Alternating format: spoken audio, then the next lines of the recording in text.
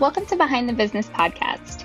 Each week, I'll be sharing episodes taking you behind the scenes of industry-leading creative small businesses. We'll talk about the real-life, messy behind-the-scenes process of what it takes to build a successful business. Hopefully, each episode helps you combat the perception of perfection within our industry. I hope each episode encourages you to keep showing up no matter how imperfectly so that you can make your own unique impact on this world. Grab a cup of coffee or wine and let's dive right in. Cheers. Welcome back to my YouTube channel and podcast.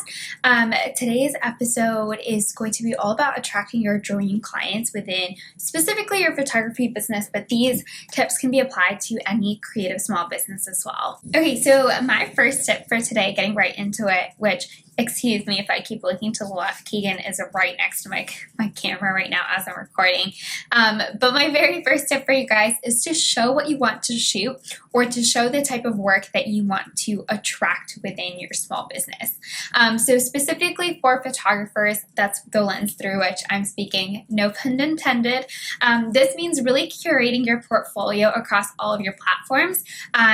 Most importantly, throughout your website and then also any social media platforms that you're actively showing up on. You want to make sure that that's curated to really show the best of your work, but also to have one or two client galleries that you can send that really showcase how your work looks like throughout a whole wedding day, for example, especially with weddings, just since there are so many different lighting scenarios that you have to deal with. Having not only a very curated portfolio, but having one wedding gallery that you've curated and shot really well throughout the entire day is always very, very helpful for your dream clients to be able to see themselves in your pictures and know that you are the right person to be taking those wonderful pictures for them. So here are a couple of tips on how to actually go and actively curate your work on your website or on your social media. My first tip is to make sure that your work is consistent and curated across all of your website pages. So that means that it is the best of the best work on your homepage, your about page, your services page, your contact page, even your blog. Make sure that you are showing the best of the best. And even if that's less images, less can be better because you are really having it curated and really in line with your ideal aesthetic and in line with your ideal client's ideal aesthetic as well. So a few ways of doing this. One is to have a couple of words that you use as a filter of the type of images that you're going to keep on your website and on your social media. So, for example, if you are a bright and vibrant vineyard photographer like that, you love doing weddings that are at vineyards, you love clients that enjoy your bright and vibrant editing style, those are like 3 words that you're going to make sure every single image that's on your website needs to have those 3 words apply to that image. On the contrary, if you are a dark and moody and adventurous photographer, you want to make sure that all of your images on your website are speaking to those 3 words. So that's going to attract the type of client that you are looking for. Another thing to keep in mind is make sure that the editing is consistent across all of the images. Sometimes these images are coming from different wedding days, which have had wildly different lighting. So you want to make sure that when they're on your website, they're all being presented together. So you want to make sure that they are cohesive and consistent, which kind of shows your client that you have a very clean and consistent style of editing, and what they see on the website, they can kind of expect their final gallery to look like that because it's cohesive on your website itself. Another example of this is to kind of think of types of work as well. So if you are somebody who loves doing details on a wedding day and you really thrive and that's one of your strong points, you want to make sure that you have a lot of detailed wedding photos on your website. Another example of this is if you really pride yourself on taking great candid images on the wedding day, you want to make sure that if that is something that's spoken to in your website copy, your images are backing that up and you have a bunch of images of really beautiful candid moments on the wedding day as well. So you might be thinking, okay, this is great. I would love to curate my portfolio, but the thing is, I don't really have those dreamy photos that are really speaking to my ideal client right now. So what the heck do I do? Here are a couple of things that can help you out if you're in that situation. I always tell people, go and create the type of work that you would love to shoot more of if you don't currently have it right now in your portfolio. And there are a couple of different ways of doing this. Number one, I highly, highly recommend putting together a styled shoot. This is something that I did multiple times early on in my business, and it really helped me grow my business because it was showing very elevated work and just proving to my clients that I could handle like a high caliber wedding day and even almost like luxury wedding days before I was actively like getting those types of inquiries myself. So when putting together a styled shoot, like have a general aesthetic in mind that would really speak well to your ideal clients. And my number 2 tip with this is to make sure that you work with a wedding planner because they know how to kind of pull together that vision and make it come to life. And 3, make sure that you're giving back to every single vendor that is helping out with that styled shoot. So make sure that they are getting not only images from the actual shoot, but maybe take some behind the scenes images of them working while they're there. See if you can get the styled shoot published because that's so helpful for having them get website traffic back to their specific site. See how you can really give to them as they are helping you put together this dream styled shoot that's going to help you attract your clients. I think it's a really great way of networking with vendors as well because they get to see how you work and you're like, not only how you work on the actual day itself, but how like great you are at sharing all the images with them after and what the final images look like, and they are way more likely to work with you in a professional setting on an actual wedding day if they've seen the type of work that you do throughout a styled shoot. Another option is if you don't have the time and resources to put together a styled shoot, you can always join a paid styled shoot. There's a ton of different groups that have these hosted throughout the whole country really every month or so. So look out for one in your area, or attend a conference or a workshop that has a styled shoot component added on.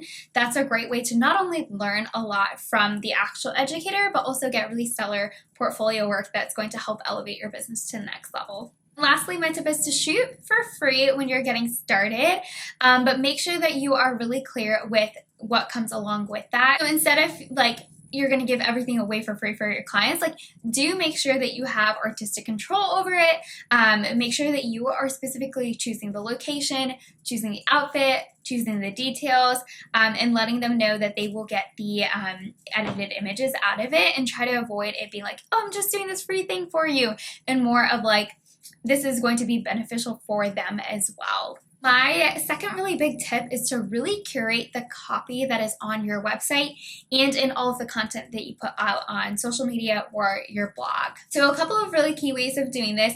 You can first off definitely start with this. I think this is the strongest thing for doing this. Get testimonials from your clients. Build it into your workflows where every time you deliver a final gallery, you're going to ask for a testimonial, because clients' words, like they'll come up with phrases and say things that you would never be able to come up with on your own, and they're very reflective of the great type of work that you do, and words from your clients are going to attract really similar clients.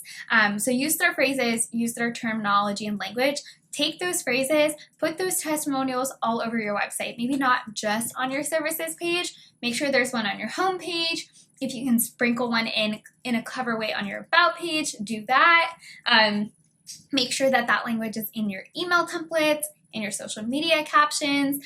You can use this language all over the place, and it's going to attract the type of people that you really want to work with. If you don't have testimonials from past clients, shoot them a really quick email and ask them for a quick favor of just a couple of words of what the experience was like.